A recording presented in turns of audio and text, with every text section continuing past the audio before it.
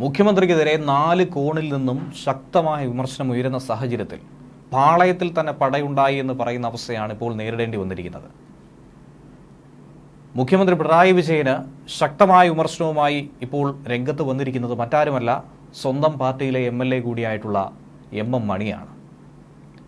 ദൈവം തമ്പുരാൻ മുഖ്യമന്ത്രിയായാലും ഇക്കാര്യം നടക്കാൻ പോകുന്നില്ല എന്നുള്ളൊരു വെല്ലുവിളി, ഒപ്പം മുഖ്യമന്ത്രിയുടെ വകുപ്പുകളെയൊക്കെ തന്നെ റവന്യൂ വകുപ്പിനെയും ഫോറസ്റ്റ് ഡിപ്പാർട്ട്മെന്റിനെയും ഒക്കെ പരസ്യമായി വെല്ലുവിളിക്കുകയും വേണ്ടി വന്നാൽ കൈകാര്യം ചെയ്യുമെന്ന താക്കീതും മുന്നറിയിപ്പും ഭീഷണിയും ഒക്കെ തന്നെയാണ് MM മണി ഇപ്പോൾ നൽകുന്നത്.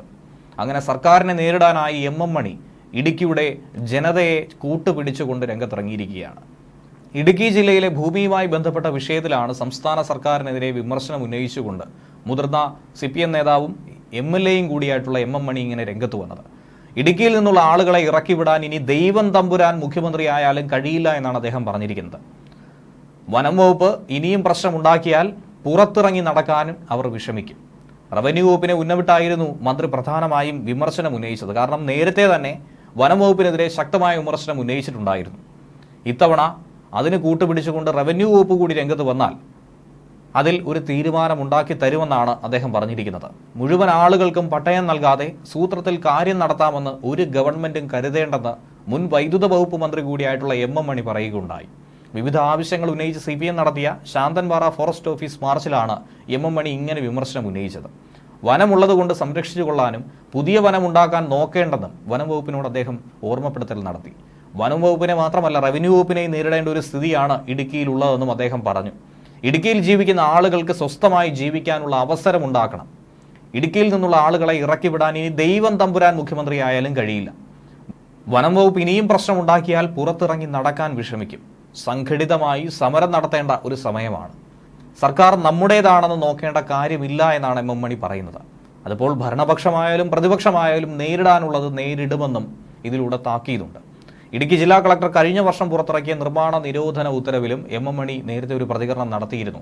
അതും വിവാദമായി തന്നെ മാറിയിരുന്നു. ആരൊക്കെ ഭീഷണിപ്പെടുത്തിയാലും ജനങ്ങൾക്ക് വേണ്ടിയുള്ള പോരാട്ടം ഇനിയും തുടരുമെന്നാണ് അദ്ദേഹം പറഞ്ഞത്. ജില്ലയിലെ 13 പഞ്ചായത്തുകളിലെ പ്രതിനിധികളോട് ആലോചിക്കുക പോലും ചെയ്യാതെയാണ് കളക്ടർ നിർമ്മാണ നിരോധന ഉത്തരവ് പുറപ്പെടുവിച്ചത്. ഇടുക്കിയിൽ താമസിക്കാൻ കഴിയില്ലെങ്കിൽ ജനങ്ങളെ പുനരധിവസിപ്പിക്കാനായി ഹൈക്കോടതി ഉത്തരവിടണമെന്നും MLA അന്ന് ആവശ്യപ്പെട്ടിരുന്നു. ഇത്തരത്തിൽ നാക്കിന് ലൈസൻസ് ഇല്ലാതെ പ്രതികരിക്കുന്ന MLA എന്ന രീതിയിൽ പല വിമർശനം ഇതിനു മുൻപും MM മണി കേൾക്കേണ്ടി വന്നിരുന്നു.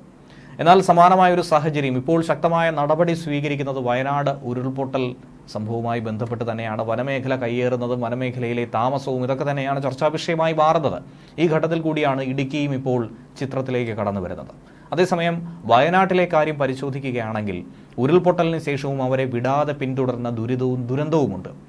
ഉരുൾപൊട്ടൽ ദുരന്തബാധിതരുടെ വായ്പകൾ ബാങ്കുകൾ പൂർണ്ണമായും എഴുതി തള്ളണമെന്ന ആവശ്യമാണ് ഏറ്റവും ഒടുവിൽ മുഖ്യമന്ത്രി പിണറായി വിജയൻ നൽകിയിരിക്കുന്നത്. കഴിഞ്ഞ ദിവസം ദുരിതബാധിതരുടെ അക്കൗണ്ടുകളിൽ നിന്നും ഗ്രാമീൺ ബാങ്ക് പണം ഈടാക്കിയ ഒരു സംഭവമുണ്ടായിരുന്നു. EMI പിടിക്കുന്നതും EMI ആവശ്യപ്പെട്ടും ഒക്കെ കോളുകൾ എത്തിയതായി നിരവധി ആളുകളാണ് മാധ്യമങ്ങളോട് പറഞ്ഞിട്ടുണ്ടായിരുന്നത്. ഈ സംഭവത്തിനൊടുവിലാണ് മുഖ്യമന്ത്രി പ്രതികരിക്കാൻ തയ്യാറായത്. പലിശ ഇളവ്, തിരിച്ചടവിനുള്ള കാലാവധി നീട്ടൽ ഇതൊന്നും പരിഹാരമാർഗമല്ല.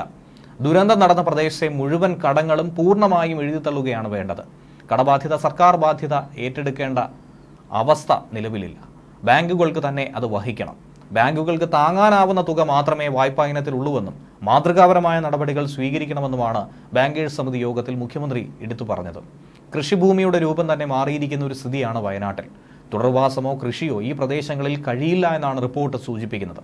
കർഷക കുടുംബങ്ങൾ കൂടുതലുള്ള പ്രദേശത്തെ മിക്കവരും വായ്പ എടുത്തിട്ടുള്ളവരാണ്. വീട് നിർമ്മിക്കാനായി ലോൺ എടുത്തവർക്ക് വീട് പോലും ഇല്ലാതായി. തിരിച്ചടയ്ക്കാൻ കഴിയാത്ത സ്ഥിതി അവർക്ക് നിലനിൽക്കുന്നു. മാതൃകാപരമായ നടപടികൾ ബാങ്കുകൾ സ്വീകരിക്കണം. കേരള ബാങ്ക് അതിൽ ഒരു മാതൃക കാട്ടി. ദുരിതബാധിതരുള്ള അവരുടെ സഹായധനത്തിൽ കൈയിട്ട് വാരിയ ഗ്രാമീൺ ബാങ്കിന്റെ നടപടി ഒട്ടും തന്നെ ശരിയല്ല എന്നും നടപടികൾ യാന്ത്രികമായി മാറരുതെന്നും കൂടിയാണ് മുഖ്യമന്ത്രി ഈ ഘട്ടത്തിൽ ഓർമ്മിപ്പിച്ചിരിക്കുന്നത്.